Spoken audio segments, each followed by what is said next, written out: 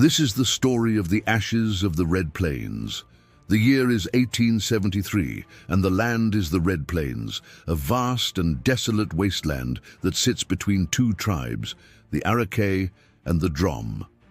The Arakei were a nomadic tribe who lived in harmony with nature and followed the spiritual teachings of their ancestors, while the Drom were an expansionist tribe known for their militaristic ways and bloodthirsty nature, led by their ruthless warlord, Keshan.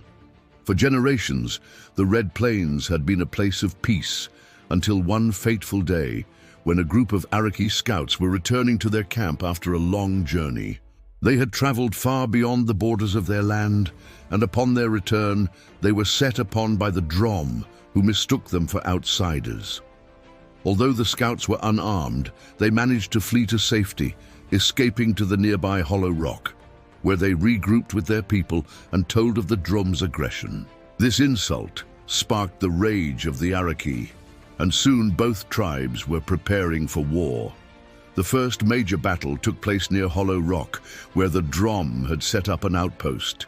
It was here where the two armies clashed for the first time, and it quickly became clear that this would be no easy victory. The Arakei fought bravely, but the Drom were relentless, and so the battle raged on for days. Eventually, the Arakei were forced to retreat, leaving behind many dead and dying. With their numbers greatly reduced, the Arakei fell back to their last stronghold at Fire Hill, where they made their final stand against the Drom. Malik, the wise and spiritual chief of the Arakei, knew that his people would not survive the coming assault. And so he stayed behind with a small group of warriors to protect the escape of their people. When the Drom arrived, they laid siege to the fort, cutting off all water and supplies. But the defenders held out as long as they could, fighting to the death against the Drom.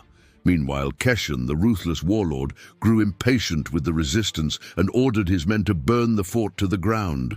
As the flames spread, the wind shifted, turning the fire back on itself and its own army, killing many. With their army decimated and their leader dead, the remaining Drom were forced to retreat, ending the war with no clear victor. The Red Plains were now deserted, haunted by the memory of the fallen warriors. And to this day, the land is known to be cursed, and some say you can still hear the cries of the warriors in the wind. The end.